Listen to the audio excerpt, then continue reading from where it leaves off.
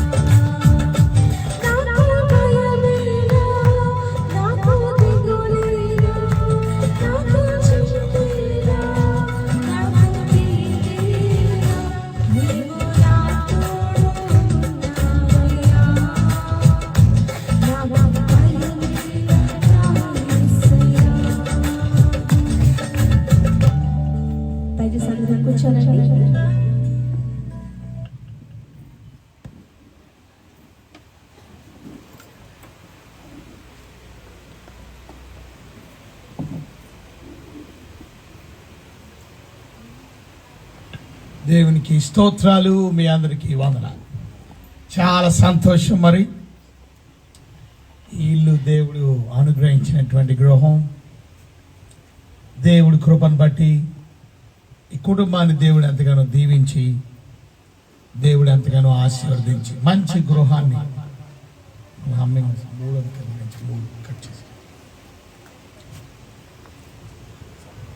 ఈరోజు ఈ విధంగా మనం కూడుకొని దేవుణ్ణి గణపరచడానికి నాకు గుర్తుంది. ఈ ఇల్లు ఓపెనింగ్, ఇప్పుడు పైన ఇల్లు ఓపెనింగ్ చేయాలి. సో చాలా సంతోషం. మీరందరూ దేవుని మాటలు వినడానికి వచ్చారు. ఆయన మాటలు మనకెంతో ఆనందాన్ని కలుగజేస్తాయి. ఆయన మాటలు మనకెంతో నెమ్మదిని కలుగజేస్తాయి. ఆయన మాటలు మనకి జ్ఞానాన్ని కలుగజేస్తాయి. తద్వారా మనం ఎలా బ్రతకాలో, ఎలా జీవించాలో దేవుని వాక్యం మనకి తెలియపరుస్తుంది. సో ఈ ఇల్లు కట్టడానికి ఎంతో ప్రయాసపడ్డా. మరి ఒక ఇటుక కలిపితే కానీ ఇల్లు అవ్వదు. ఆ ఇటుక అంటుకోవాలంటే దానికి సిమెంట్ కావాలి. ఆ సిమెంట్ కావాలంటే ఇసుక కావాలి. ఇసుక సిమెంట్ కలవాలి. ఇది మోటార్ కింద చేయాలి. తీసుకొచ్చి దాని మధ్యలో మధ్యలో పెట్టాలి. మళ్ళీ ఇంకొక ఇటుక, అలాగా ఇల్లు అంతా కూడా ఇటుకలతో, సిమెంట్తో, ఇంకా ఇల్లు ఇదేంతో కట్టారు. Iron, very good. ఇంకా కిటికీలు పెట్టారు, ద్వారబంధాలు పెట్టారు కదా, అలాగే డోర్స్ పెట్టారు. కనుక చాలా అవసరం. టైల్స్ పెట్టారు, కింద ఫ్లోరింగ్ చేశారు, పైన సీలింగ్ చేశారు. చాలా చాలా ప్రయాసతో ఇల్లు కడతారు. సో తప్పక దేవుడు కట్టించినటువంటి ఇల్లు, మనం ఇల్లు కట్టడం చాలా ఇంపార్టెంటే.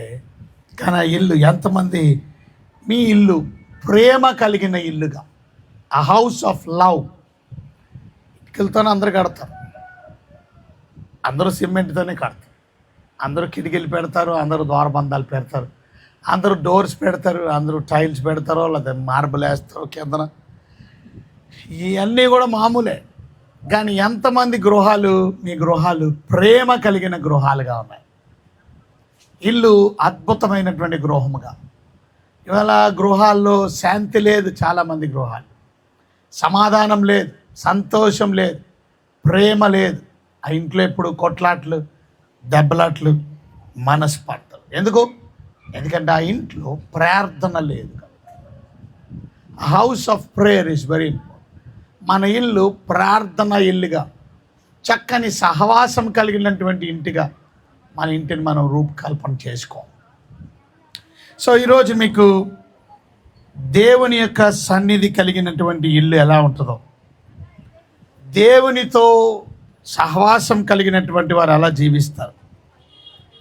సో తప్పక మన ఇంట్లో దేవుడు ఉంటేనే ఆ ఇల్లు మధురంగా, ప్రేమగా, సంతోషంగా.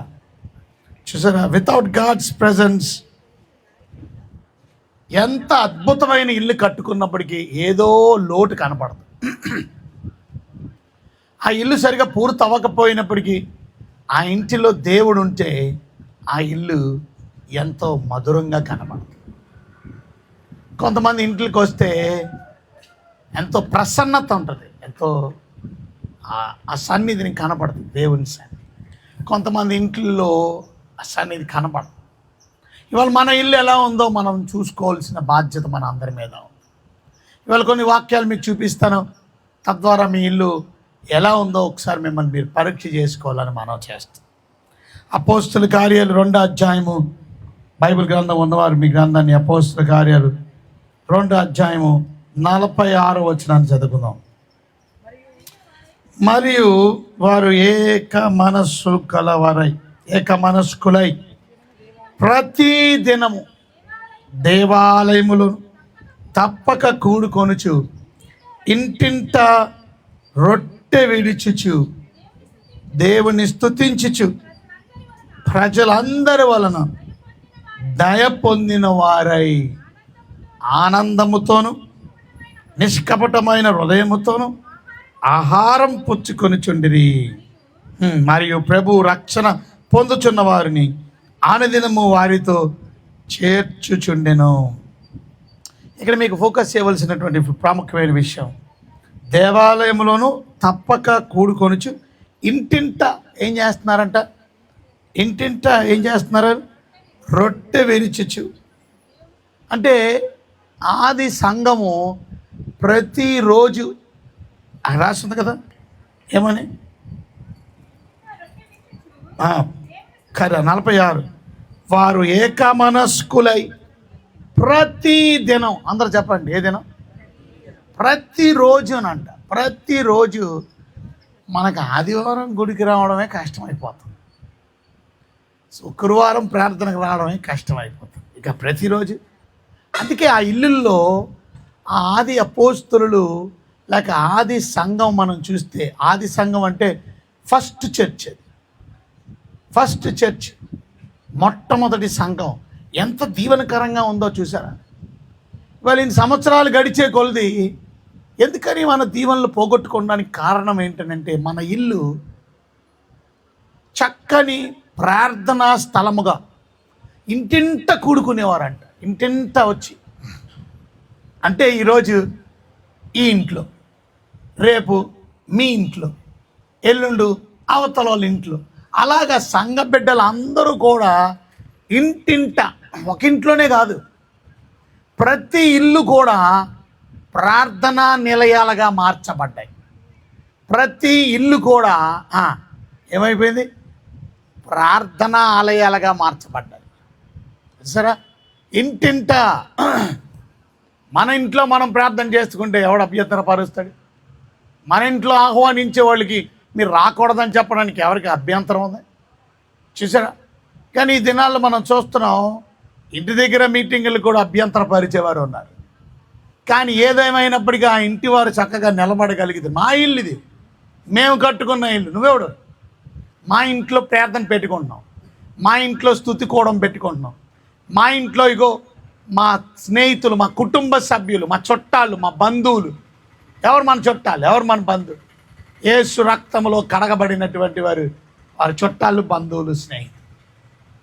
కనుక ఈరోజు మనం నేర్చుకోవాల్సిన ప్రాముఖ్యమైన విషయం, ఎంతమంది ఇల్లులు అలాంటి ప్రార్థన ఇల్లులుగా ఉన్నాయి, ఎంతమంది గృహాలు అలాంటి ప్రార్థన నిలయాలుగా ఉన్నాయి. ఇప్పుడు మన ఎవరిల్లు ఇది? పేరు దేవి ఇల్లు. మరి దేవి ఇల్లు ఈరోజు మీటింగ్ పెట్టాం. మరలా ఎప్పుడు? మళ్ళా ఇది గ్రౌండ్ ఫ్లోర్ అయినప్పుడు మీటింగ్ పెట్టారు. ఇప్పుడు ఫస్ట్ ఫ్లోర్ కట్టినప్పుడు మళ్ళీ మీటింగ్ పెట్టారు. మళ్ళీ ఎప్పుడు మీటింగ్ తెలుసా? మరలా ఆ పైన వేస్తే అప్పుడు మళ్ళీ మీటింగ్. అంతవరకు మీటింగ్ లేదు దేవి. అలా ఉండకూడదు. అదే నేను అంటుంది.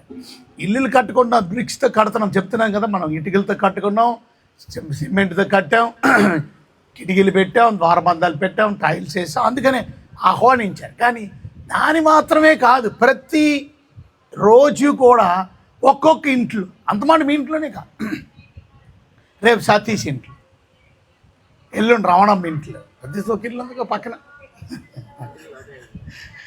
పక్కన కూడా కొన్నావుగా కనుక అలా రేపు పొద్దున బుజ్జమ్మ ఇంట్లో, చూసారా?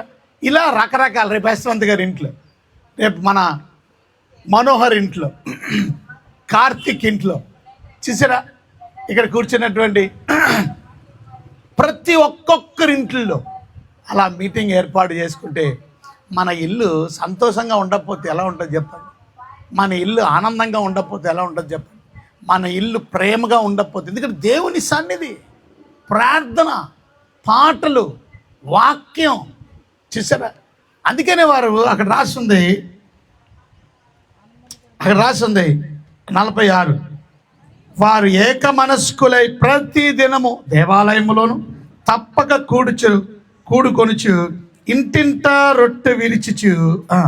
ప్రతి దినము దేవాలయంలో తప్పక కూడుకోవడం, ప్రతి దినం మళ్ళా చెప్తున్నా, ఇంటింట రొట్టె విరిచుచు దేవుణ్ణి ఏం చేస్తున్నారంట? స్తుతించుచు. వాళ్ళ ఇంట్లో దేవుని స్తుతించడం, పాటలు పాడడం, దేవుని ఘనపరచడం, దేవుని మహిమపరచడం, దేవుణ్ణి ఆరాధించడం. ఎంతమంది ఇంట్లో స్తుతి ఉంది? ఎంతమంది ఇంట్లో దేవుణ్ణి ఆరాధిస్తున్నారు? ఎంతమంది ఇంట్లో దేవుని ఘనపరుస్తున్నాం? చూసారా, స్తుతించుచు ప్రజలందరి వలన దయ పొందిన వారై ఆనందముతో నిష్కపటమైన హృదయముతో ఆహారము పుచ్చుకొనుచుండిరి. ఆనందముతో, ప్రతి వాళ్ళు కూడా ఆనందముతో దేవుని వాక్యాన్ని ఆనందంతో వింటున్నారు, దేవుణ్ణి ఆనందంతో ఆరాధిస్తున్నారు. వారి గుండెల నిండా ఆనందం. ఇవాళ ఎంతమంది గుండెల నిండా ఆనందం ఉంది? ఎంతమంది గుండెల నిండా సంతోషం ఉంది? ఇవాళ మనలో కుల్లి కపటం ఉంటే సంతోషం ఉండదు. అక్కడ రాసున్న మాట మీరు చదివినట్లయితే, ఆనందముతోను, అది నిష్కపటమైన హృదయం. కపటం లేదా హృదయంలో? ఎప్పుడైతే కుటుంబాల్లో, సంఘాల్లో కపటంతో నింపబడతారో, కపట సహోదరులు, కపట సహోదరులు ఉంటారో. కపటం అంటే ఏంటి? కపటం అంటే ఏంటి? కుళ్ళు కుతంత్రం అంటే ఏంటి? అది లోపలోటి బయట అంటే ఏంటి? అమ్మా ఇల్లు కట్టుకున్నారా, మొన్న కట్టారుగా, పైన వేసామని. పైన వేసారండి, పైన కూడా వేసారా? ఎందుకంటే వాళ్ళకి పాపం ఉండడానికి కిందనే లేదు, ఇంకా పైన సంగతి ఏముంది?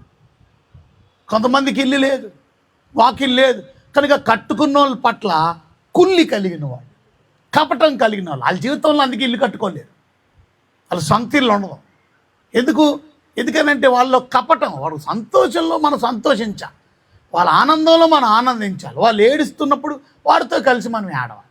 అంటే వాళ్ళ ఇంట్లో దుఃఖం ఉంది, మనం వెళ్ళి ఆదరించాలి. వారి ఇంట్లో అనారోగ్యం ఉంది, వెళ్ళి ప్రార్థన చేయాలి.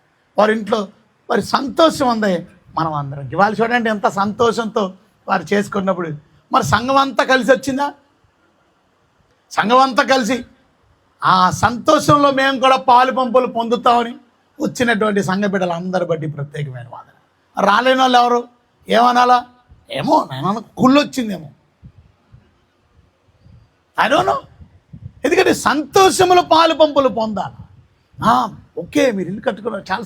ఎప్పుడైతే ఒకరు సంతోషంలో మనం పాలు పంపులు పొందుతామో, దేవుడు మనకి కూడా సంతోషం ఇస్తాడు, దేవుడు మనకి కూడా ఆనందాన్ని ఇస్తాడు. అది దేవుని బిడ్డలమైనటువంటి మనం ఇలా బ్రతకాలి. మన ఇల్లు ఆ రకంగా ఆనందదాయకంగా, సంతోషంగా, హృదయం నిష్కపటంగా ఉండాలి అంటే దేవుని బిడ్డలమైన మనం దేవుని సన్నిధిని మన ఇంటికి ఆహ్వానించాలి. ప్రతిరోజు ఇంటింటా కూడుకొనుచు. కనుక తప్పక దేవి, నేను అనుకుంటున్నాను ఫస్ట్ ఫ్లోర్కి కూడా ప్రార్థన చేయించు, తప్పక సెకండ్ ఫ్లోర్ వరకు వెయిట్ చేయక తప్పక ఏం చేయాలా అండి, మాకు మీటింగ్ ఏర్పాటు చేయాలి. ఇదిగో వచ్చే నెలలో ఏర్పాటు చేయాలి, లేకపోతే 2 నెలలకు ఒకసారి ఏర్పాటు చేయాలి. ఇగో ఈ ఊర్లో అనేక మందిని తీసుకొని వస్తున్నాను, అలాగే మా వీధిలో ఉన్న వారిని తీసుకొని వస్తాను, సంఘ బిడ్డల్ని తీసుకొని వస్తాను. చూసారా, ఆ కలిసి ఆనందించడంలో ఉండే సంతోషం. అప్పుడు మీ హృదయంలో ఏది పోగొట్టుకున్నావో అదంతా దేవునికి ఇస్తుంది. మన ఇంట్లో ప్రార్థన ఉండాలి, మన ఇంట్లో దేవుని సన్నిధి ఉండాలి. అప్పుడు నువ్వేం అడుగుతున్నావో దేవుడు నీకు సహాయం చేసి నీ ఇల్లు ఆనందంతో దేవుడు నింపుతాడు. నీ ఇల్లు అంటే అర్థం, నీ హృదయాన్ని కూడా దేవుడు సంతోషంతో నింపుతాడు. మన హృదయాలు సంతోషంతో ఆనందంతో ఉండాలంటే దేవుని సన్నిధి మన ఇంట్లో ఉండాలి. దేవుని సన్నిధి మన ఇంట్లో ఉన్నప్పుడు మన జీవితంలో నిజమైనటువంటి సమాధానాన్ని, నిజమైనటువంటి సంతోషాన్ని మనం అనుభవిస్తాం. ఇక రెండోది మనం చూసినట్లయితే కీర్తనల గ్రంథం 91వ అధ్యాయము 9-10 వచనాలు. కీర్తనల గ్రంథం 91వ అధ్యాయం 9-10 వచనాలు. యెహోవా నీవే నా ఆశ్రయమని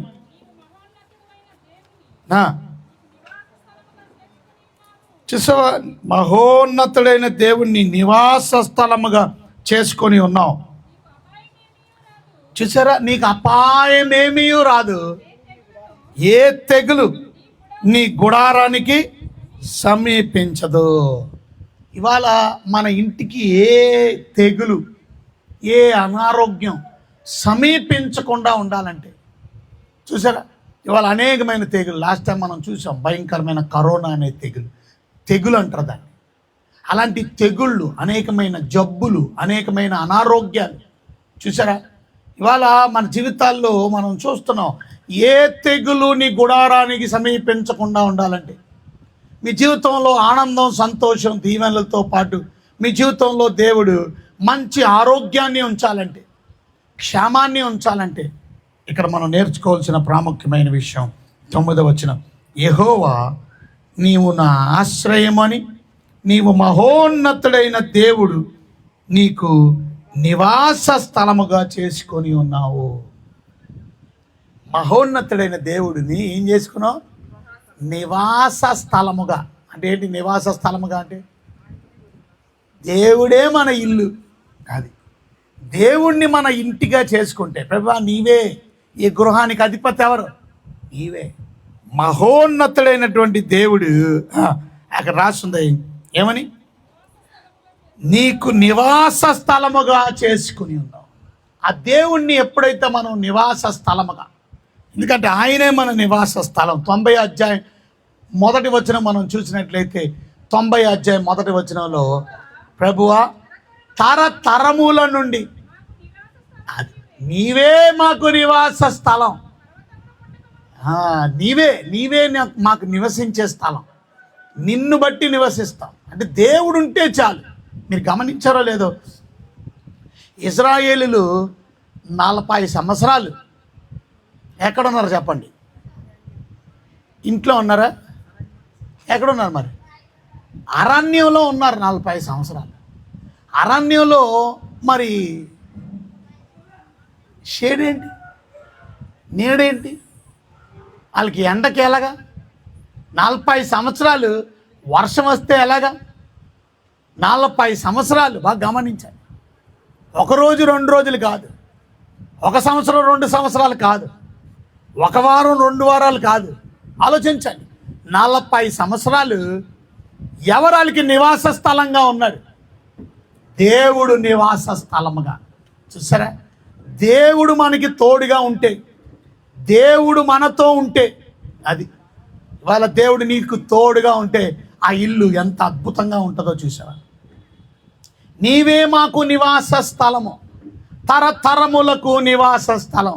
బైబిల్ చెప్తుంది, వారు వస్త్రాలు పాతగిల్లలేదంట, వారి చెప్పులు అరిగిపోలేదంట. ఏంటి 40 సంవత్సరాలు? మరి ఆ అరణ్యంలో ఎండ తగలలేదు వాళ్ళకి, వడగాలి తగలలేదు వాళ్ళకి, పడిపోలేదు వాళ్ళు. అందుకనే పగలు దేవుడు మేఘ స్తంభాన్ని పెట్టాడంట. రాత్రి మరి వాళ్ళకి చీకటి పడలేదా? వాళ్ళకి రాత్రి వాళ్ళకి చీకటి అవ్వలేదా? రాత్రి వాళ్ళకి అగ్ని స్తంభంగా దేవుడే. పగలు మేఘస్తంభం ఎవరు అనుకున్నారు? దేవుడే మేఘస్తంభంగా నిలబడ్డాడంట. దేవుడే అగ్ని స్తంభంగా నిలబడండి. దేవుడు వారి మధ్యన, చూసారా, దేవుడు వారి మధ్యన నివాసం చేసే. అర్థమవుతుందా మీకు? ఇవాళ దేవుని బిడ్డలమైనటువంటి మనం నేర్చుకోవాల్సిన ప్రాముఖ్యమైన విషయం, ఆయన సన్నిధిలో, చూసారా, వింటున్నారా మీరు? అర్థమవుతుందా? నీవే మాకు నివాస స్థలం.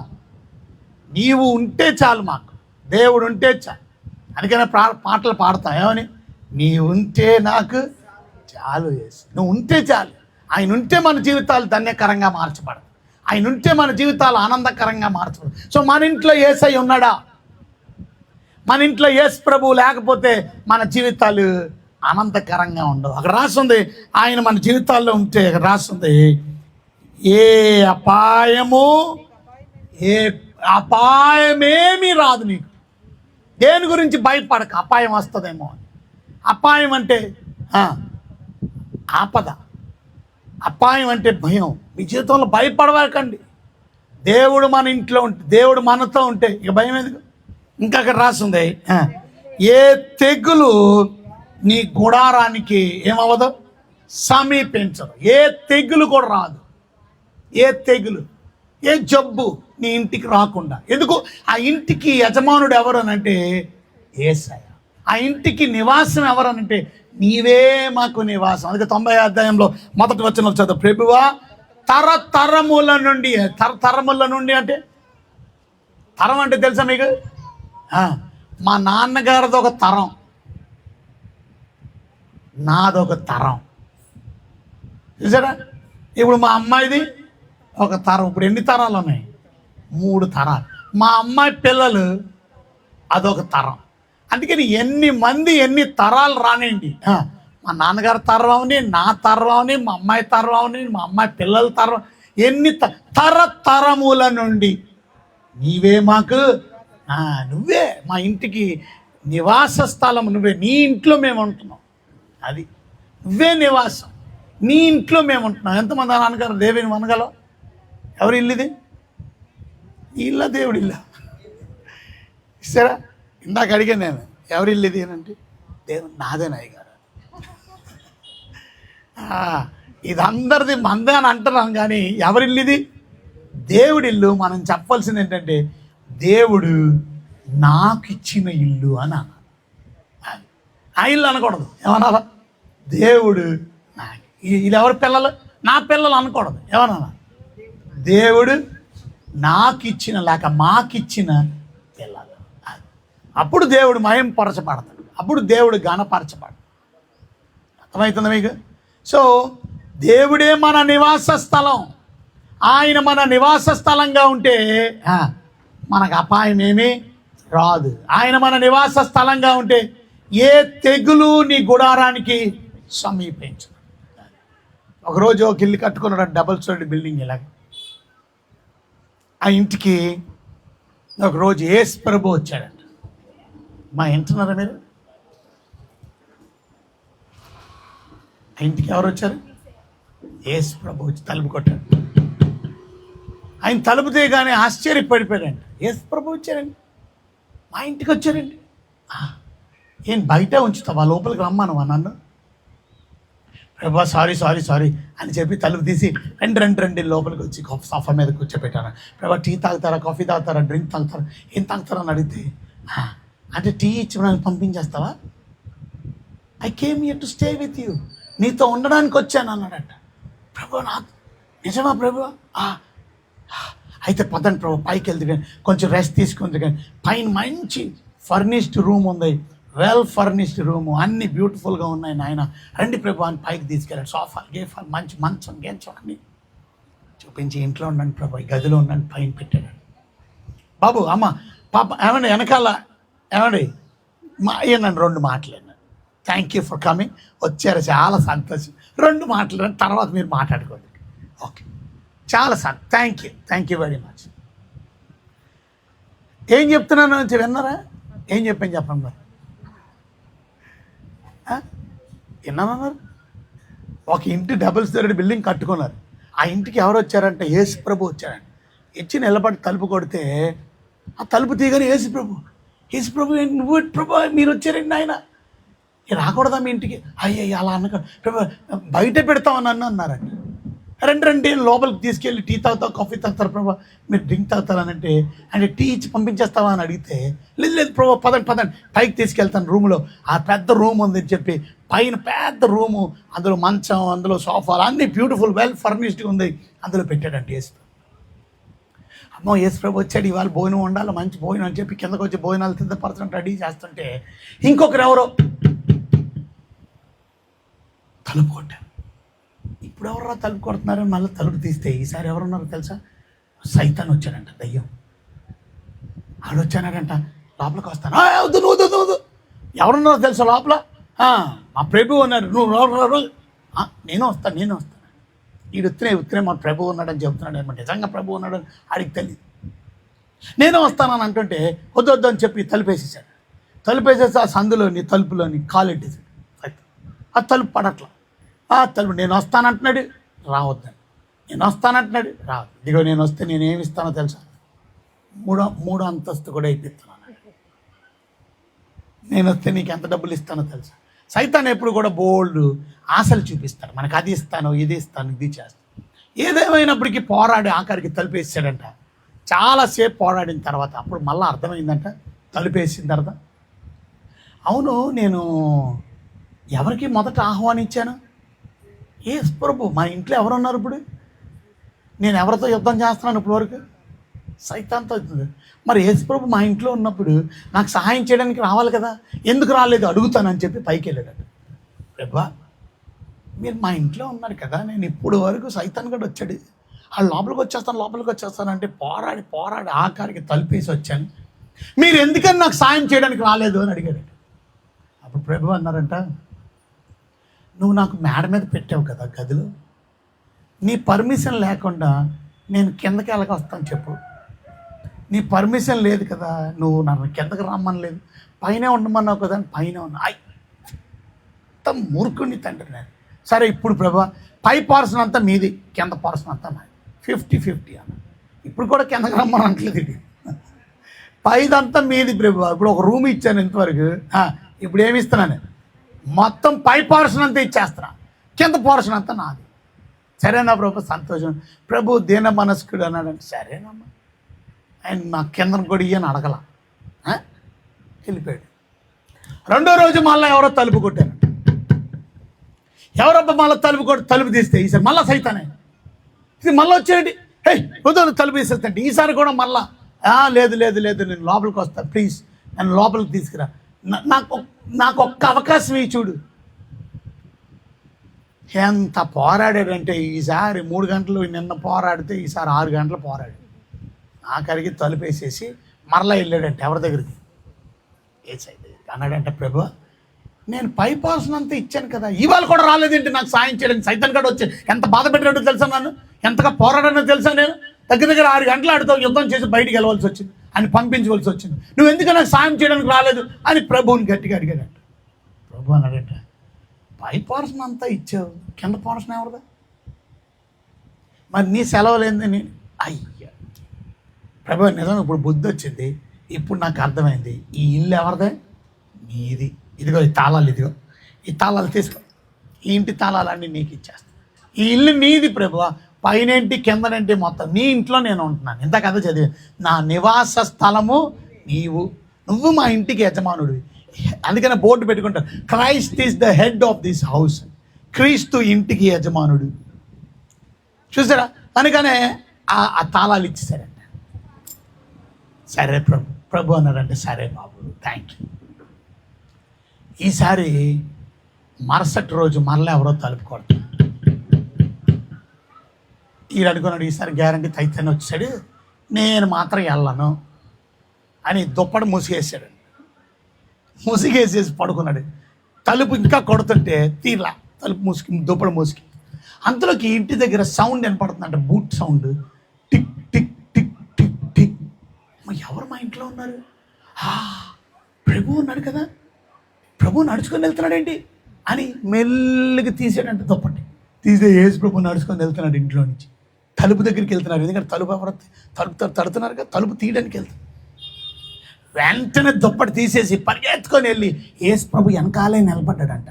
యేసు ప్రభు తలుపు తీస్తుంటే యేసు ప్రభు వెనకాల దాక్కొని చూస్తాడని ఇంటి వాండరు. తలుపు తీయగానే నిజంగానే సైతాన్ని ఉన్నాడు బయట. కానీ యేసు ప్రభుని చూడగానే అది గడగడ వణికిపోతున్నాడు. ప్రభు మీరున్నారేంటి ఇక్కడ అని అడిగాడంట. మీరున్నారేంటి? అప్పుడు అన్నాడంట, ఇల్లు నాదే కదా అన్నాడు. నిన్నటి వరకు మా స్నేహితుడు ఒకడు ఉన్నాడు, ఆయన్ని కలవడానికి వచ్చాడు నేను. ప్రభు ఇది మీ ఇల్లు అయితే నేను కనీసం దరిదాపులు కూడా రానని చెప్పి పరుగు చూశాడు. ఎవరు చూశారు? ఇంటి వానరు చూశారు. అమ్మా ఈ ఇల్లు ఎవరిదే?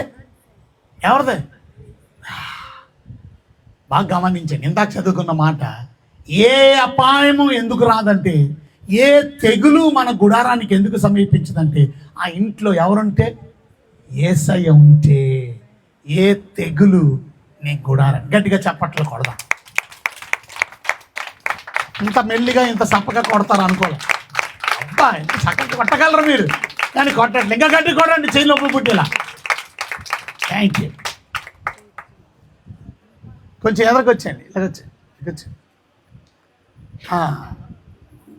అమ్మా నువ్వు ఎలాగ ఎదరికొచ్చాయి, ఆ వెనకాల ప్లేస్ ఇవ్వచ్చు కదా. నువ్వు మీరు కూర్చోండి సార్. బాబు ఆయన పేరేంటి? ఆయన కూర్చో, నువ్వు వెళ్ళక. Thank you. నువ్వు ఇటు ఎలా అమ్మా, ఇటు సీట్ ఉంది, కూర్చోండి. మొదటిది శైలజ చేస్తుంది. మొదటిది, మీటింగ్ ఎన్ని గంటలకి మేడం? పోనీ సుమలత చెప్తుంది.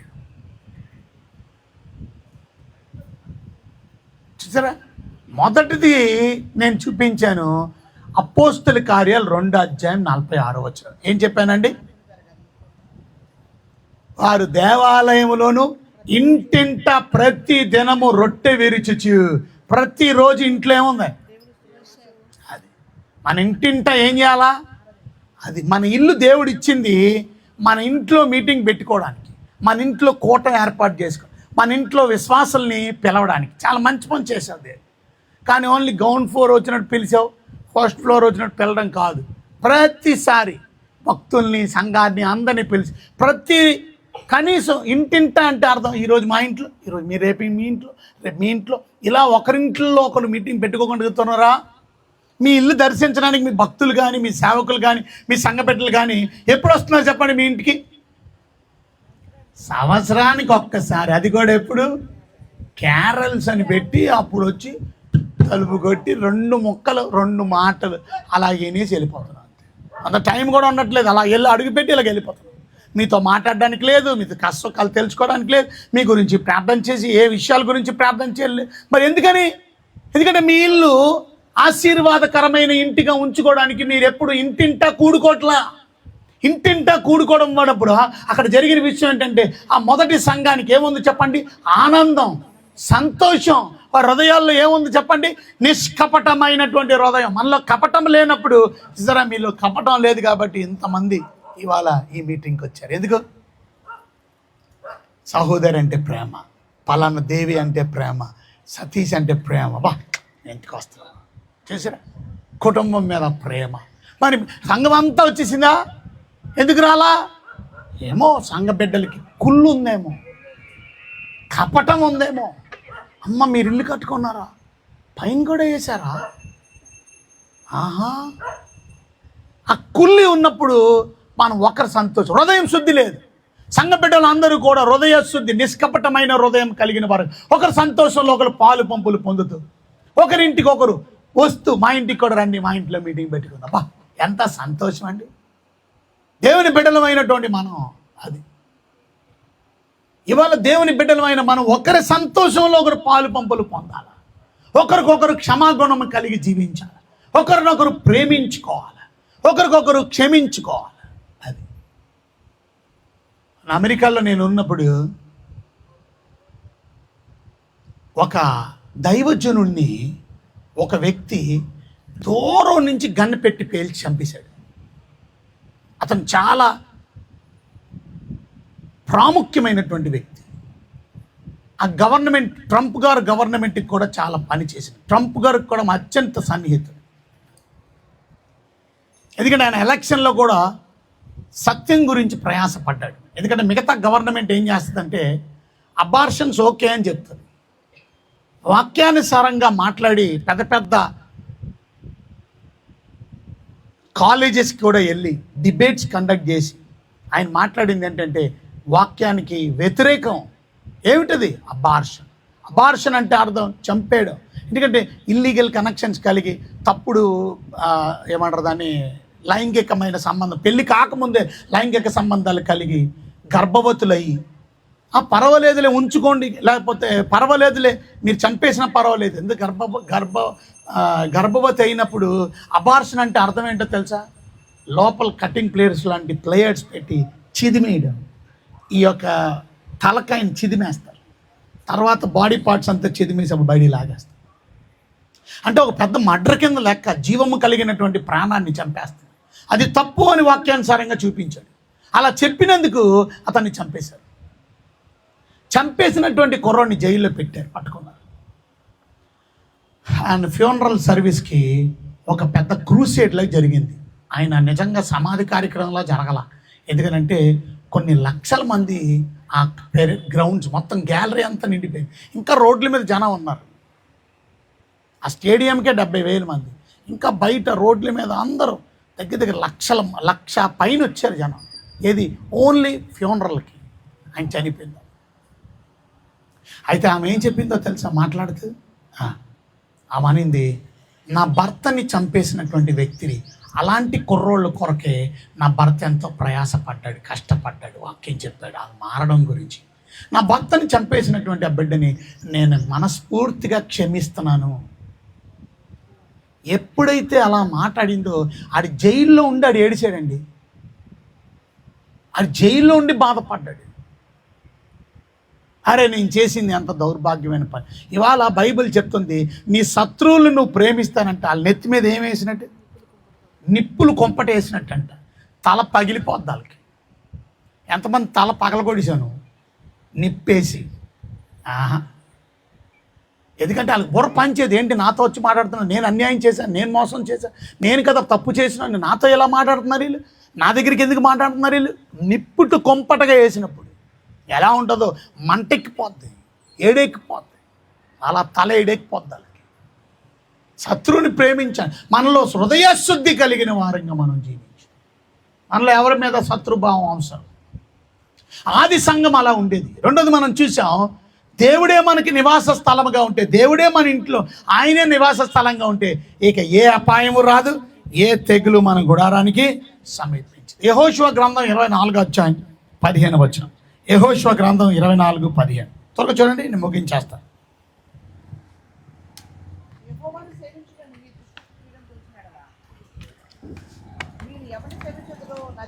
యెహోవాని సేవించుట మీ దృష్టికి కీడని తలచిన ఎడల మీరు ఎవరిని సేవిస్తారో సేవించండి. కిందకి రండి. నేనును నా ఇంటి వారును యెహోవాను సేవించదము. అందరు చెప్పండి, నేనును. కొంచెం గట్టిగా చెప్తారా? నేనును నా ఇంటి వారు యెహోవాను సేవించదం. ఇవాళ మీరు ఆ మాట అనగలరా? రావణమ్మ కుటుంబంలో నేను నా ఇంటి వారు. రావణం సేవిస్తుంది, వాళ్ళ అబ్బాయి సేవిస్తున్నాడు, దేవి సేవిస్తుందా? ఇంటి వారు అందరూ ఆయన సేవిస్తున్నారా? ఆయన సేవలో ఏకీపిస్తున్నారా? ఆయన పరిచర్యలు ఏకీపిస్తున్నారా? వాళ్ళ తల్లిదండ్రులుగా మనం దేవుని సేవలో తోడ్పడలేనప్పుడు మన పిల్లలు దేవుని సేవలో ఎందుకు తోడ్పడతారు? ఎంతమంది నేను నా ఇంటి వారు, నేను ఒక్కడనే సేవలో తోడ్పడతాను కాదు, మా ఆవిడ ఒక్కడితే మన మీటింగ్కి వెళ్తుంది నేను వెళ్ళాం sir, no no no no no, మా పిల్లలు వెళ్తారు నేను వెళ్ళను, కాదు, నేను నా ఇంటి వారు. ఇవాళ మన ఇల్లు అంతా, మన కుటుంబం అంతా దేవుని పరిచర్యలో తోడ్పడే ఇల్లుగా ఉందా? మొదటి ఇల్లు మనం చూసాం, మన ఇల్లు ఏం చేయాలా? దేవుని మీటింగులు జరిగే ఇల్లుగా, ప్రార్థన చేసే ఇల్లుగా, స్తుతించే ఇల్లుగా, అందరినీ ఆహ్వానించే ఇల్లుగా, పాస్టర్ గారు, దైవజను, దైవ సేవకుల్ని, అలాగే విశ్వాసుల్ని ఇంటికి ఆహ్వాని ప్రార్థన పెట్టి ఆ ఇల్లు ఎప్పుడు సంతోషంగా ఉంటుంది, ఆ ఇల్లు ఎప్పుడు ఆనందం. ఇల్లు అంటే బ్రిక్స్తోనో, లేక ఇటుకలతోనో, సిమెంట్తోనో, కిటికీలతోనో, లేకపోతే తలుపులతోనో, లేకపోతే స్లాబ్తోనో, లేకపోతే టైల్స్తోనో చేసేది మాత్రమే ఇల్లు కాదు.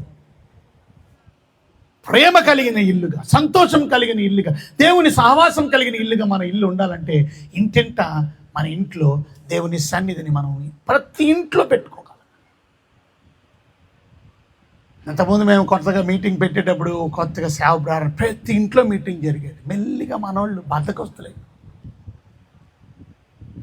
కర్లే సంవత్సరానికి ఒకసారి కూడా ఇంట్లో మీటింగ్ లేదు. ఇంక ఇంట్లో ఆనందం ఏముంటుంది? ఇంట్లో స్వస్థత ఏముంటుంది? ఇంట్లో దీవెన ఏముంటుంది చెప్పండి? మన ఇంట్లో దేవుడు యజమానుడిగా లేనప్పుడు, ఇంటికి మన నివాస స్థలం దేవుడు లేనప్పుడు అపాయం రాకుండా ఎందుకు ఉంటుంది? అందుకే మన ఇంట్లో అపాయం, ఏ అపాయం నీకు రాదని అంట, ఏ తెగులు నీ గుడారానికి సమీపం. నేను అభయం ఇస్తున్నాను, నేను దేవుడు అభయం ఇస్తున్నాడు. మన ఇంట్లో దేవుని సన్నిధి ఉందా? మన ఇంట్లో ప్రార్థన. ఎంతమంది మీ ఇంట్లో కుటుంబ ప్రార్థన చేసుకుంటున్నారు? ఎంతమంది మీ ఇంట్లో బైబిల్ చదువుకుంటున్నారు కలిసి? ఎంతమంది మీ ఇంట్లో పాటలు పాడుకుంటున్నారు దేవుని సన్నిధిలో? మీ ఇంట్లో చూసారా? నేను నా ఇంటి వారు కలిసి మేము దేవునికి పాటలు పాడుకుంటాం, మా ఇంటి వారు కలిసి వాక్యం చదువుకుంటాం, మా ఇంటి వారు కలిసి ఇక మీటింగులు తోడ్పడతాం, మా ఇంటి వారు అందరూ సేవలో తోడ్పడతాం, మా ఇంటి వారు అందరూ కలిసి మీటింగ్కి వెళ్ళిపోతాం, మా ఇంటి వారు అందరూ కలిసి దేవుని సన్నిధికి వెళ్ళిపోతాం. నేను నా ఇంటి వారు అందరూ, ఆ ఇల్లు దీవెనకరంగా, ఆ ఇల్లు ఆశీర్వాదకరంగా. ఇవాళ దేవుని బిడ్డలం అంటున్నామే కానీ నేను నా ఇంటి వారు కలిసి దేవుని పరిచర్యలో ఏకీపిస్తున్నావా? ఆలోచించండి ఒకసారి.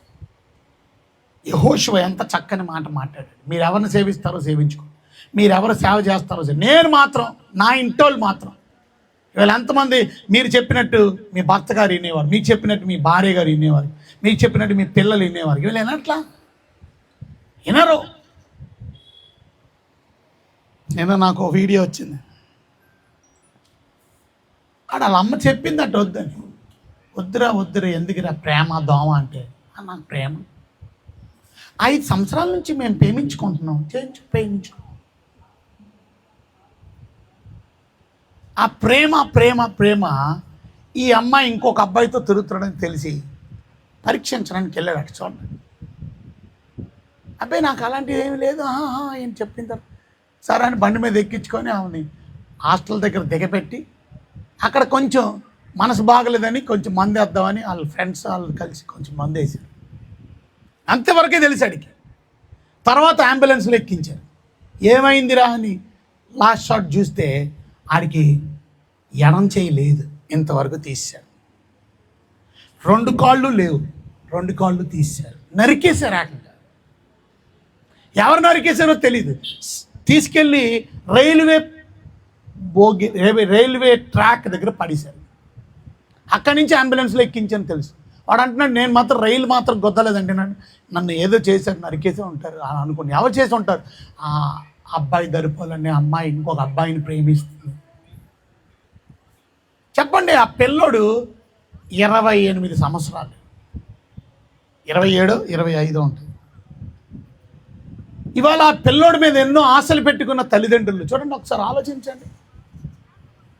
ఈ ప్రేమ అది జీవితం అంతా పూర్తిగా ఆలోచించండి. ఇప్పుడు ఆడికి కనీసం ఇది కూర్చోవాలన్నా సరే ఎవడో ఒకటి తీసుకెళ్ళాలి, 2 కాళ్ళు లేవు, లేకపోతే కింద డబ్బా పెట్టాలి. ఆలోచించండి ఎంత భయంకరమైనటువంటి దుస్థితి.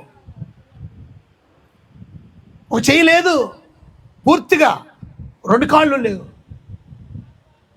ఇవాళ పిల్లలు దేవుడి మాట విన్నట్ల, దేవుడి సన్నిధికి రండిరా మీటింగ్. ఇవాళ ఎంతమంది దేవుడి సన్నిధికి వస్తున్నారండి?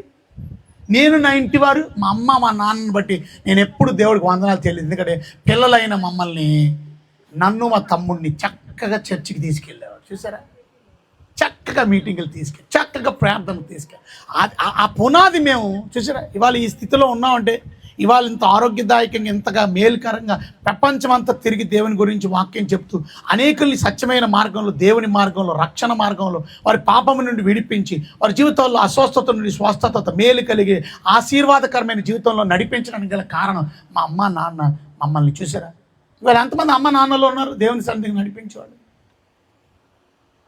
చాలా సంతోషం.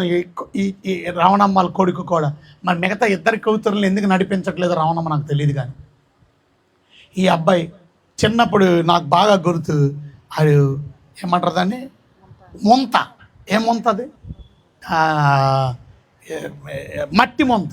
అందులోని వాళ్ళ అమ్మ ఇచ్చే డబ్బులు దాచుకొని ఫస్ట్ టైం ఆడు తీసుకొచ్చి ముంత తీసుకొచ్చి ఇచ్చాడు. చిన్నప్పటి నుంచే నమ్మకంగా ఉన్నాడు కాబట్టి ఆడు సంపాదించుకున్న దాంట్లో ఇప్పటికీ కూడా నమ్మకంగా వాడు దశంభాగం దేవునికి. ఇవాళ పెళ్ళి అయిపోయింది, పిల్లోడు పుట్టాడు, ఇంకొక పిల్లోడు పుట్టబోతున్నాడు, ఇంకో కుటుంబంలో ఎంతో గొప్ప దీవెన రాదు. ఇన్ని దీవెన నమ్మకం. కానీ ఇల్లంతట్లో నమ్మకంగా ఉన్నారా? చిన్న పాప చక్కగా, చిన్నారి కూడా నమ్మకంగా మంచి భర్తనిచ్చారు. మొన్న మమ్మల్ని తీసుకొని వెళ్ళి ఆ ఊరు విజయనగరం వెళ్ళాం మేము. విజయనగరం దగ్గర వెళ్ళి పెళ్లి చేసే కార్యక్రమంలో వాళ్ళ పెళ్ళి ఎంత ఘనంగా జరిగిందంటే, ఎంత అద్భుతంగా జరిగిందంటే, చూసారా, చక్కని భక్తులు ఎదుగుతున్నారు, దేవుణ్ణి నమ్ముకున్నారు. చిన్నారి వాళ్ళ ఆయన కూడా చాలా చక్కని భక్తి కలిగిన బిడ్డ. దేవి కూడా ఇవాళ చాలా చక్కగా మంచి ఇల్లు కట్టుకుంది, వాళ్ళ భక్తులు పిలుచుకుంది. కానీ క్రమంగా ఆదివారం వస్తుందా? ఇక్కడి నుంచైనా నేను నా ఇంటి వారు, నేను నా కుటుంబం. ఆ చిన్న పిల్లడు చిన్నప్పుడు అమ్మగారి దగ్గర ఉండేవాడు, ఫోటో ఇప్పటికీ కూడా ఉంది. ఇది కానుకలు వేసే సమయం అక్కడికి వచ్చా, అక్కడ నిలబడిపోయాడు. ఇవాళ చాలా పెద్దోడు అయ్యాడు. మరి దేవుణ్ణి నమ్ముకొని దేవుడిలో ఎదుగుతున్నాడా? మందులో కొనసాగుతున్నాడా? ఈరోజు మనం నేను నా ఇంటి వారు, అది me and my house hold. అప్పుడు చూడండి, ఇక చివరి మాట చెప్పి నేను ముగిస్తాను. చదవండి బైబిల్ గ్రంథంలో నుంచి సామెతల గ్రంథం 24వ అధ్యాయం 3-4 వచ్చిన. సామెతల గ్రంథం 24వ అధ్యాయం 3-4 వచ్చిన. జ్ఞానము వలన ఇల్లు కట్టబడును, వివేచన వలన అది స్థిరపరచబడును, తెలివి చేత అది తన గదులు ఏమైతాయంట, విలువగల రమ్యమైనదిగా సర్వ సంపదలతో నింపబడును. అబ్బా, మీ గదులు సర్వ సంపదలు. ప్రతి గదిలో గని ఉందమ్మా, ప్రతి గదిలో ఓ బీరువా దాన్ని నిండడం ఉందా అమ్మా? అదే రాస్తుంది అక్కడ. ప్రతి గదిలో సర్వ సంపదలతో నింపబడుతుందంట. ఎందుకనంటే ఆ ఇల్లు అక్కడ రాస్తుంది 24:3 ఏమని రాసింది? జ్ఞానము వలన ఇల్లు కట్టబడును. మన ఇల్లు ఎలా కట్టుకోవాలంటే జ్ఞానం. ఇంతకీ జ్ఞానం ఎంతమందికి ఉందో చెప్పండి, చేతులు ఎత్తండి. జ్ఞానం అంటే ఏంటి మరి చెప్పండి? జ్ఞానం అంటే ఏంటి చెప్పండి? డబ్బులోనే ప్రైజ్ ఇద్దాం. జ్ఞానం అంటే ఏంటి చెప్పండి? మన చిన్నారాలు ఆయన పేరేంటి? ఏం పేరమ్మా? శ్రీను చెప్తాడు జ్ఞానం అంటే ఏంటో. బహుమానం 500 రూపాయలు శ్రీను. జ్ఞానం అంటే ఏంటి? అరే జ్ఞానం ఉందన్నా సరే. జ్ఞానం అంటే ఏంటో చూడండి. సామెత్ర గ్రంథం 9:10. సామెత్ర గ్రంథం 9:10. జ్ఞానం అంటే ఏంటో చూడండి. ఇప్పుడైనా నెక్స్ట్ టైం చెప్పేసి సీను. యెహోవా యందు భయభక్తులు కలిగి ఉండుట, అది జ్ఞానం. జ్ఞానానికి మూలం ఏంటంటే భయం. దేవుడు అంటే భయం. ఆ దేవుడు అంటే భయం ఉన్నవాళ్ళు ఆ ఇల్లు జ్ఞానంతో నింపబడిందని అర్థం. దేవుడు అంటే భయం ఉందా? అది వాళ్ళు ఇంత మీటింగ్ ఎందుకు, ఇంత ఖర్చు, ఇంత ప్రయాస, ఇంత మీటింగ్ ఎందుకు? దేవుడు అంటే భయం. అమ్మో ప్రార్థన పూర్వకంగా మా గదిలో ఇంట్లోకి వెళ్ళాలి, ఆ ఇల్లంతా క్షేమంగా, ఏ అపాయం రాకుండా ఆ ఇంట్లో దీవెనకరంగా భయం. దేవుడు అంటే భయం ఉండాలి. అమ్మో ఆదివారం వెళ్ళకపోతే దేవుని సన్ని భయం. కొంతమంది పర్లేదులే పడుకుందాం కొంచెంసేపు, భయం లేదు. స్కూల్కి వెళ్ళలేనాడికి ఏంటి దాని అర్థం? లేటుకి వెళ్ళినాడు ఏంటి? స్కూల్కి లేటుకి వెళ్ళాడు, భయం లేదు, అన్నీ వదిలేసాడు. కొడితే కొట్టు అని అన్నాడు. భయం లేదు. దేవుడు కొడతాడని భయం లేదు. దేవుడు శిక్షిస్తే భయం ఉండాలి. అమ్మో శుక్రవారం ప్రార్థన రాలేని వాళ్ళు 1-2 మీటింగులు 3 మీటింగులు రాలేని వాళ్ళు భయం ఉండదు. దేవుడు అంటే దేవుని సన్నిధిలో అమ్మో భయం. ఆ భయంతో మన ఇల్లు ఇక్కడ రాస్తుంది, మళ్ళీ చదవండి. యెహోవా యందు భయభక్తులు కలిగి ఉండుట జ్ఞానము నాకు మూలం. చూసారా? ఆ జ్ఞానంతో ఇల్లు నింపుకోవాలంట. 24:3 మనం చూసాం. ఏమన్నా? జ్ఞానం వలన ఇల్లు కట్టబడును. మనం ఏమనుకుంటాం? డబ్బులు ఉంటే ఇల్లు కట్టేస్తాం అనుకో, ఇటుకలు ఉంటే ఇల్లు కట్టేస్తాం, సిమెంట్ ఉంటే ఇటుక కట్టేస్తాం, ఇల్లు కట్టేస్తాం, ఓ కంకర ఉంటే ఇల్లు కట్టేస్తాం, ఓ స్లాబ్ వేసేస్తాం, ఐరన్ ఉంటే ఇల్లు కట్టేస్తాం. దేవుని జ్ఞానంతో ఇల్లు కట్టాలి. ప్రతి గది దేంతో నింపబడింది? 4 తెలివి చేత దాని గదులు. చూసారా? తెలివి చేత తన గదులు రమ్యమైనవి, సర్వ సంపదలు నింపబడిన. అది సర్వ సంపదలు మన గదిలో ఉండాలంటే ఏం చేయాలి? మన ఇంట్లో ప్రతి గదిలో ఏముండాలా? ప్రార్థన ఉండాలి. అది సర్వ సంపద. ప్రతి గదిలో దేవుని వాక్యం ఉండాలి. ప్రతి గదిలో పాటలు, దేవుని సన్నిధితో నింపబడాలి. అందుకని ఇవాళ మనం ప్రతి గదిలోకి వెళ్ళి ప్రార్థన చేస్తాం. ఇవాళ ఒక్కరోజు కాదు, ప్రతిరోజు ఆ గదుల్లో. చూసారా? వంట గదిలో కూడా అంత మాట వంట వందులుకొని ఏడవకూడదు. వంట ఉల్లిపాయలు కొడుతూ కల్లీలు కారకపోవడం, పాటలు పాడుకోండి చక్కగా. చూసారా? వంట చేస్తున్నారా? అది ప్రార్థన చేస్తూ చక్కగా వాక్యం చదువుకుంటూ ప్రతిరోజు ఆ మంచం దగ్గర పడుకునే ముందు మోకరించి ప్రార్థన చేసుకుని మంచం మీద పడుకుంటున్నారు. లెగ్గాని మళ్ళీ లెగిసి ఆ గదిలో ప్రార్థన ఉంది, ఆ గదిలో పాటలు ఉన్నాయి, ఆ గదిలో వాక్యం ఉంది, ఆ గది దగ్గర అటు మోకరించి వాక్యం చదువుకుంటున్నారా? అది మన ఇల్లు అప్పుడు ఐశ్వర్యంతో నింపబడుతుంది. వాళ్ళ మన ఇల్లు దీవెనకరంగా ఉందా? ఆశీర్వదకరంగా ఉందా? ఈ మాట చదువుదాం. సామెత్ర గ్రంథం 3 చూడండి 33 సామెత్ర గ్రంథం 3 33 భక్తిహీనుల ఇంటి మీదకి యెహోవా శాపం వచ్చును. అమ్మా భక్తి, అమ్మా అయ్యి బాబాయ్, భక్తి లేకపోతే వాళ్ళని ఏమంటారు? భక్తిహీనులు అంటారు. భక్తిహీనుల ఇంటి మీదకి ఆశీర్వాదం వస్తుందా, శాపం వస్తుందా? వాళ్ళు మన ఇంటికి శాపం ఎందుకు వస్తుంది? భక్తి లేదు. మరి భక్తి లేని వాళ్ళ ఇంటి మీదకి ఏం వస్తుంది మరి? అది అయితే రాస్తుంది, నీతిమంతుల నివాస స్థలమును ఆయన ఆశీర్వదించును. అది నీతిమంతుల నివాస స్థలాన్ని ఆశీర్వదిస్తాడు. మన ఇల్లు ఆశీర్వాదకరంగా ఉండాలంటే నీతిమంతులుగా యేసు రక్తంలో కడగబడి యేసునందు విశ్వాసం ఉంచడం వల్ల నేను నీతిమంతులు అవుతాను. ఆ ఇల్లు ఆశీర్వాదకరమైన ఇల్లు. కానీ అక్కడ రాసింది భక్తిహీనుల ఇంటి మీదకి ఏమొస్తుంది. ఎంతమంది అన్నీ తప్పించేసుకుంటాను. ఇంకొక వీడియో వచ్చింది నాకు, అక్కడ ఏమైందో తెలుసా, బోర్మని ఏడుస్తుంది. ఏందిరా బాబు ఏడుస్తుంది, రాత్రి 1 గంట చూశాను రాత్రి. నేను ఏదో పని చేసుకున్నాను, ఒకసారి మామూలుగా స్క్రోలింగ్ చేస్తాను, నేను చూస్తే బోల్మని ఏడుస్తుందామా. వాళ్ళతో పాటు ఇంకొక 2 ఏడుస్తున్నారు. ఎవరు బాబు ఎంత ఏడుస్తున్నారని చూస్తే ఆ ఏడుస్తూ భర్త చచ్చిపోయాడు పాపం. భర్త చచ్చిపోయాడని ఏడుస్తున్నారు పాపం. వాళ్ళ భర్త గారు చచ్చిపోయారని మేము కూడా బాధపడి స్క్రోల్ చేసి ఇంకా కొంచెం చూస్తే అక్కడ రాసి ఉంది పైన కిందకు వచ్చినాడు. ఏమన్నా తెలుసా, ఆమె సుఫారీ ఇచ్చి చంపించేసిందంట. ఎందుకంటే ఈమెకి ఇల్లీగల్ కనెక్షన్ ఇంకొక ఆడితో అక్రమ సంబంధం ఉందంట. వాళ్ళిద్దరు కలిసి సుపారీ ₹1,00,000 ఇచ్చిందంట భర్తను చంపించడానికి. భర్తను చంపించేసి మళ్ళీ ఏం చేస్తుంది, ఒకలాడి పేలుపుతుంది. అయ్యో మామూలు ఏడుపు కాదు, ఎంత వేషధారణ. ఇవాళ దేవుని బిడ్డలని చెప్తున్నా, మన జీవితంలో భయం లేకుండా ప్రవర్తిస్తే గుర్తుపెట్టుకోండి, ఆమెను అరెస్ట్ చేశారు, జైల్లో పడేశారు. ఇక్కడ పరిస్థితి ఏంటి, ఆ కుటుంబ సంగతి ఏంటి. మొన్న ఒక ఆయన చెప్తున్నాడు నాతో, చాలా బాధ. మా అమ్మగారు అంటున్నారు, మరి ఆ 2 పిల్లల్ని మన దగ్గరికి తెచ్చిలేపోయేవారు అని అంటే, వాళ్ళు ఊరుకోరు కదండి, మళ్ళీ వాళ్ళు ఎక్కడికి వెళ్ళిపోయారు అని. అది చిన్న పిల్లలంట, వాళ్ళకి అన్నం తినడం కూడా రావట్లా. కానీ వాళ్ళ అమ్మ ఇంకొకరితో అక్రమ సంబంధం కలిగి ఉండి వాళ్ళ భర్తనేమో జైల్లో పెట్టించేసి, ఇప్పుడు వాళ్ళ భర్త జైల్లో ఉన్నాడు, ఈ అమ్మాయి ఏమో ఇంకొకరితో రొమాన్స్ చేస్తుంది. ఈ 2 పిల్లల్ని మామ దగ్గర నుంచి, ఆ మామకి ఆమె నిలబడలేకపోతుంది. ఇక్కడే బాంబే కాలనీలో పిల్లలు ఉన్నారు, ఆడుకుంటున్నారు, వాళ్ళు గ్రౌండ్లో మట్టి తింటున్నారంట. సరైన భోజనం లేదు వాళ్ళకి. అరే కొంచెం బిస్కెట్ ప్యాకెట్లని తీసుకెళ్ళి ఇవ్వచ్చు కదా వాళ్ళకి, నేను ఇస్తానండి. మనల్ని తీసిరాపోయి, మన హాస్టల్ ఉంది కదా, మన అనాథి పిల్లల్ని చూస్తాం కదా, వాళ్ళు తీసుకొచ్చి రేపేవా మన దగ్గరికి. వాళ్ళు ఎవరు లేరండి కనీసం చెప్పాలండి, పోనీ చూడు తీసుకొచ్చే పోనీ వాళ్ళు మనం చూద్దాం. ఎందుకంటే కండం ఆ పిల్లల్ని, 2 పిల్లల్ని కనింది ఆ తల్లి, ఇంకొకటితో లేచి వెళ్ళిపోయింది. భర్తనేమో జైల్లో పెట్టించి. శాంతి ఉందా ఇంట్లో, సమాధానం ఉందా, శాపం కాదా ఇంట్లో, ఆశీర్వాదం ఉందా.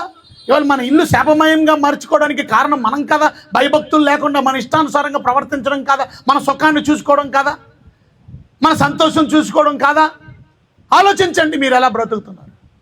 మన ఇల్లు ఆశీర్వాదకరంగా ఉండాలంటే బైబిల్ చెప్తుంది, యెహోవా నీతిమంతులు ఇల్లుని దేవుడు ఏం చేస్తాడు, నీతిమంతులు యేసు రక్తంలో కడగబడు, యేసునందు విశ్వసించిన వారు నీతిమంతులు. ఒకవేళ మన జీవితంలో శాపం ఎవరి మీద కంటే భక్తిహీనుల మీద. 5 విషయాలు చెప్పాను నేను, ఎవరు చెప్తారు? 5 విషయాలు. సీను మళ్ళీ ఇంకొక ఛాన్స్ నీకు, ఈ 5 చెప్తే 500. ఇవాళ 500 ఇలా 5 చెప్పేస్తే 500 ఇచ్చు. చిన్నారి చెప్తుందా? పోనీ చిన్నారికైనా ఇస్తాను, చిన్నారికే. పోనీ దేవికి 500 బహుమానం. సతీష్ చూస్తున్నాను, నాకు అడిగున్నా సతీష్. అందుకే పేపరు పెన్ను రాసుకోవాలి చక్కగా. పోనీ నాకైనా మిగిలింది చెప్పండి. మొదటిది కూర్చోరా నాన్న. మొదటిది, మన ఇల్లు ప్రతిరోజు ఇంటింటా కూడుకొనుచు. అలాగే ఇంటింటా మీటింగులు, ఇంటింటా మన ఇంట్లో ప్రార్థన ఉంటే, మీటింగ్ ఉంటే, చక్కని సహవాసం ఉంటే, ఆనందంతో ఆ ఇల్లు ఉంటుంది, హృదయం నిష్కపటంగా ఉంటుంది.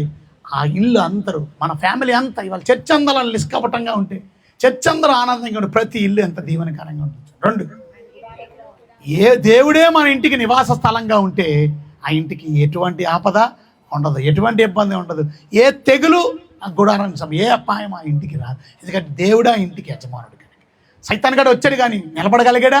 ఎందుకంటే ఆ ఇంట్లో ఎవరు ఉన్నారు? ఆ ఇల్లు ఎవరిది? అది మన ఇల్లు దేవుడిది. మన ఇల్లు అనుకోకండి, అది మీ బోర్డు రాసేసుకోకండి. Christ is the head. అది 3, నేను నా ఇంటివారు, మన ఇంటివారు అందరూ కలిసి దేవుని మందిరం మీటింగ్కి వెళ్దాం, చర్చికి వెళ్దాం, ఇంటివారు అందరూ ప్రార్థనకి వెళ్దాం, ఇంటివారు అందరూ సేవలో తోడ్పడదాం, ఇంటివారు అందరూ పరిచర్యలు ఏకీపిద్దాం, ఇంటివారు అందరూ దేవుని పనులు ఏకీపించాం. చూడండి. 4, ఎప్పుడైతే మన ఇంట్లో దేవుని జ్ఞానంతో ఇల్లు కట్టిన ఎడల, జ్ఞానం అంటే ఏంటి? భయభక్తి. దేవుని యందు భయభక్తులు కలిగి మనం జీవిస్తే ఆ ఇల్లు ప్రార్థన గదులుగా ఉంటే అదే ఐశ్వర్యం. మన ఇల్లు ఐశ్వర్యం, ప్రతి గది ఐశ్వర్యం, ప్రతి గది ఐశ్వర్యం. ఇక 5వది, నీతిమంతుల నివాస స్థలం మీదకి దేవుని ఆశీర్వాదం వస్తుంది. భయభక్తులు లేనోడు, భక్తి లేనోడు ఇంటి మీదకి ఏమొస్తుంది?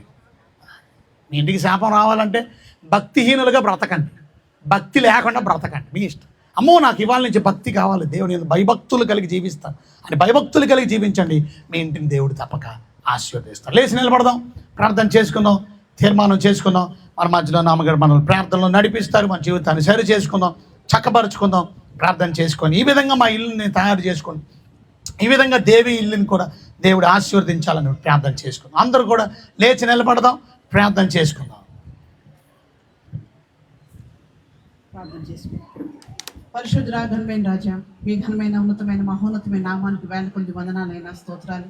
మిమ్మల్ని స్తుతించడానికి, గణపరచడానికి శ్రేష్టమైన సమయాన్ని మాకిచ్చి ఈ సమయంలో నాయన మీ యొక్క తండ్రి అద్భుతమైన మా తండ్రి శక్తివంతమైన మాటల ద్వారా మా ఆత్మీయ జీవితాన్ని బలపరిచిన విధానాన్ని బట్టి మీకు స్తోత్రాలు వందనాలు. నిజమే తండ్రి, మా గృహం మీరిచ్చిన ఈ గృహం నాయన ఏ విధంగా జీవించాలో, ఈ మహిమ కొరకు ఏ విధంగా మేము తండ్రి వాడుకోవాలో నాయన మరి ప్రభావ మీ వాక్య లేఖనాల నుంచి మాతో మాట్లాడిన విధానాన్ని బట్టి మీకు వందనాలు. నిజమే తండ్రి, మా ఆత్మీయ జీవితాన్ని బలపరుచుకుని తండ్రి నాయన మేము మీకు ఇష్టంగా నీతిమంతులుగా నాయన మరి ప్రభావ మిమ్మల్ని ప్రేమించే వరంగా మా ఇంటిలో నాయన ప్రార్థనా జీవితం కలిగి మా ఇరుగు పొరుగు వారికి మా ఇల్లు ఎంతో మహిమకరంగా, దీవెనకరంగా, ఆశీర్వాదకరంగా ఉండడానికి ఆయన మీరిచ్చిన గృహంలో మిమ్మల్ని స్తుతించడానికి, గణపరచడానికి, ఆయన మీరు మహిమనొందడానికి సహాయం ఇచ్చి నడిపించండి. ఏ శత్రువుకి, అపవాదికి చోటు లేకుండా, కీడుకి ఆయన మరి తన్ని తావు లేకుండా నాయన మీ కృపా క్షేమం ఇచ్చే దేవుడు అయ్యా.